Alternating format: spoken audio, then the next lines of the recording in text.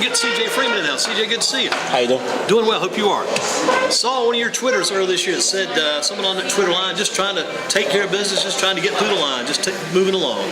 Yeah, you know, because early in the season, because starting off, I kind of had big shoes to fill, so I was a little nervous and I was kind of frustrated with like not helping myself get better. I wasn't seeing improvement right then, so I was a little frustrated, and I just needed to like get back in shape, needed to focus. Tell you one thing, you had the credentials coming off that JV team there, because we tracked on that JV team, I guess last year. You might have had 7 TDs in one game one night. Yeah, I remember.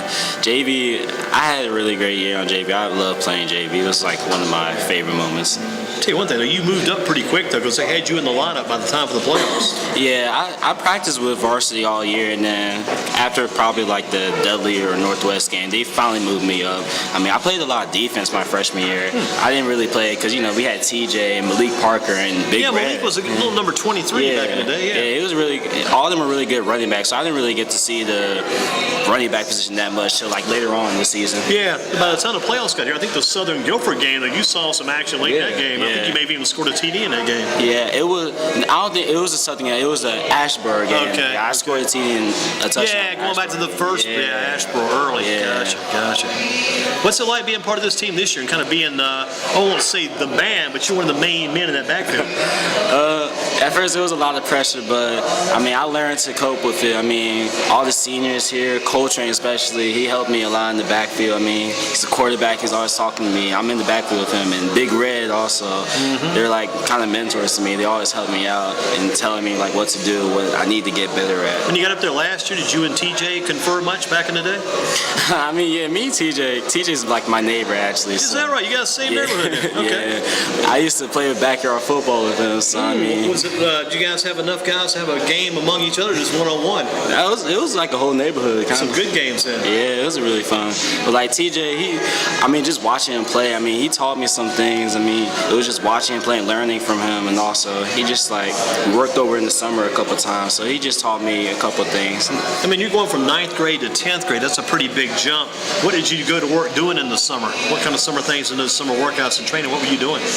The summer workouts, I mostly worked with former running back Muhammad Kelly. Oh yeah. Yeah, he's like he's been my mentor since like 6th grade. He's the one that actually pushed me to come this good, and we worked on basically trying to work on my speed and getting up to that speed, that breakaway speed that mostly TJ had. But it's kind of good because it sounds like some players you talk to, well, I just went out and played football. We ran, we worked hard. You've got kind of a systematic approach to this thing. Yeah, I mean, I've been working hard for it, so I kind of been ready for it. But yeah, I've been ready for it. Let's see, you do the 40 time. You got that down? Is that? I don't think I ever ran really like an official 40, but I'm pretty sure it's like in the probably 4-5 area. Mid-range 4-5? Yeah. Gotcha. What's been your biggest game this year? I know you've had some good games and maybe a good game, a big game for you. What was one of the big ones this year? Probably my favorite and best game was probably the Northwest game.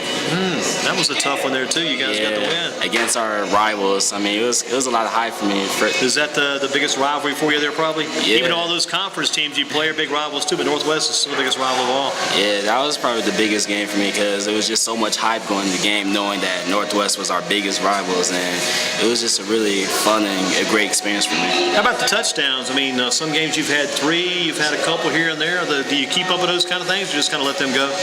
I mean, Coach Enzo's always telling us how many yards for goals and stuff, the goals mean to me, so I keep a good track of what I'm doing. Some games I don't do so hot, and some games I actually do pretty good, but I try to keep like a stable pace at least. You probably got a 100-yard per game average going on, right? Maybe about 110 yards per game? I think it's about there. Yeah, because I study your numbers every week through Max Preps, and you guys post them. Plus, you have one of your students or teammates, somebody posted your numbers last week, maybe 110 yards last week, so in that neighborhood. But you got to be right around 110 per game.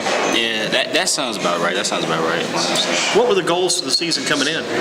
Our goals for the season basically to, one, still show that Northern still has a high-powered offense. experience. And as you see this year, it's not even just me. We're not even like the only ones that are part of this offense. I mean, Luke Reynolds, Big Red, Cameron Harris, even fellow classmate Tucker Horde. He's stepping up. Mr. Horde, yeah, is he he's a fellow classmate? Yeah, he's a sophomore with me too. He's going to be pretty good in the future too then. Yeah, they're looking at him. He's stepping up a lot now with Cam Hurts and everything. Yeah. He's stepping up a lot. And I think he had like 2 touchdowns in the Northeast game when we played them. Yeah, because you guys had one game. I was tracking your numbers after the game. He had 2 TDs. Coltrane had 2 TDs. I think Reynolds had 2 TDs. Yeah. You had 2 TDs. Everybody. Yeah. Wide open scoring. So yeah, it's a pretty high-powered offense. It's very balanced. That's what makes it so hard to defend our whole offense. What is it like this year for you playing with the team compared to being with the team last year in this playoff run? And last year, kind of in the playoffs, I was kind of just more on the sidelines watching. But now I'm actually in it in my first actually official playoff game starting. I'm a little nervous, but I feel like we can come out on top, and I feel like it's going to be a really fun and great experience time for me. Who's been the biggest influence among these coaches for you? Who's your biggest coach influence over there at Northern right now? My biggest coach influence, man. My biggest coach, this probably has to be my running back coach, Coach Davis.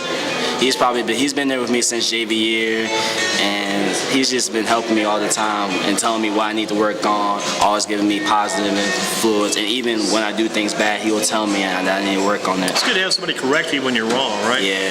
That only makes you get better down the road. Who, as far as the mentor goes, you said Muhammad Kella, and you talked about others. Who's been the big mentor for you, I guess? Muhammad Kella by far has been the biggest mentor for me. I mean, he started working with me since 6th grade when I was didn't really know nobody. He just saw me one day and just started talking to me. I used to come to the games when I was a little kid and saw him play, so it was he just worked with me ever since there. He's been like a biggest factor in my life. So you've got 1 ring already, right? Yes, I have 1 ring. What would it mean to get the second one for you? You guys got to do that this year. That would be huge. If we got the second one, for me, that would be probably that's the main goal of our season, right? To get that second ring. Oh man, and that would be a 4P. It would be a really great thing, and to show everybody that we are still Northern and we can still come out on top. What does that Northern Nation mean to you? Nighthawk Nation. Nighthawk Nation means it's kind of just like a way of life. I mean, going to Northern, the fans, the people, the team, the coaches, the adults, everybody. I mean, it's just like a great community to be around. It's just a positive influence on you. Let me ask you, this is a young guy. You're a 10th grader, right? Yes, sir. Probably about 15 years old? Yes, sir. Ask a young kid this. What do you do about sometimes the flack from the outside forces? Sometimes the outside forces will come in and say, well, Northern this, Northern that, blah, blah, blah. How do you overcome that outside flack? I mean, there's always going to be, people are always going to say bad things about you no matter what you do. So you just kind of have to cope with it. You have to prove them wrong. They say what you got to do, just prove them wrong. Yeah, and if you do it the way you're supposed to, I mean, you're going to eventually defeat them anyway. Yeah.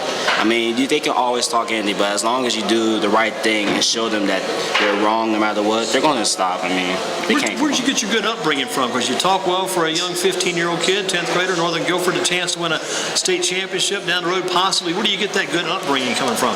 My dad's a pastor. Oh, man. We better stop. No, I'm just kidding. We got to keep it.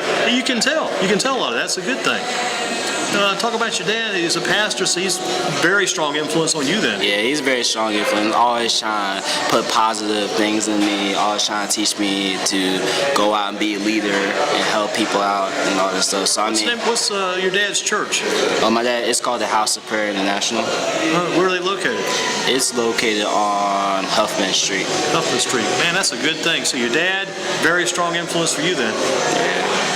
What about when you do something wrong? How does he correct you? Because sometimes people wonder about that too, because the pastor has to kind of take care of the congregation, kind of get them in order, get them in line. How about the son, though? CJ Freeman. Pastor Freeman, what kind of work does he go to work there? Yeah, I mean, it's not really the easiest thing in the world to be a pastor's child, but I mean, you get used to it.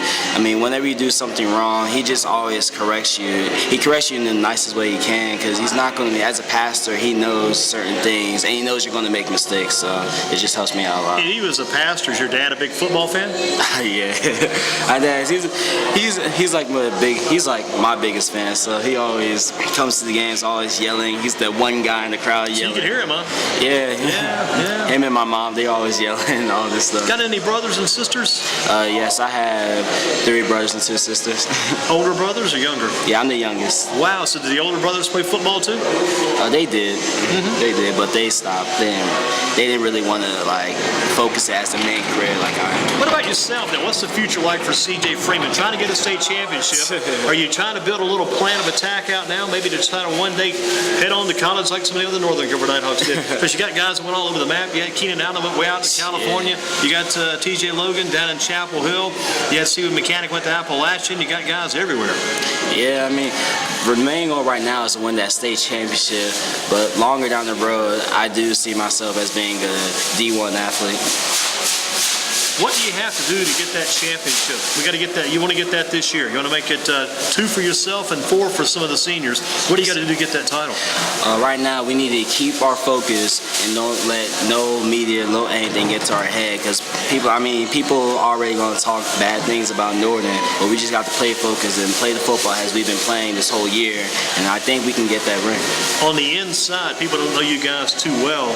They see this inside group and they had a chance. You guys are tight bond among this team. That's what keeps this team moving on, right? Yeah, the bond between us is so close. I mean, we're all family to each other. We always got each other's back. And like, whenever we need help, we always help each other. We're always there for each other. So it just kind of helps us and play better on the field too. Do you like the input from the older players? I know you got some of your guys about your own age too.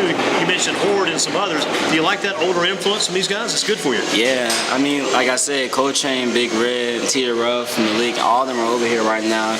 Mook and Cam, all the upperclassmen, they're all helping me out. I mean, we always chill, we hang out all the time. I mean, that's kind of good too. If I'm a younger guy, and then you look at the teams that run around, if I'm a younger kid sophomore, it's kind of fun to run around these older guys. Yeah, it's a really great experience because they're always teaching me, helping me out, and just having fun with them. If you just keep running like you are now and it gets better every year, where do you want to go to college at down the road? We talked about all those ACC schools. You may want to go out of state. I'm not sure.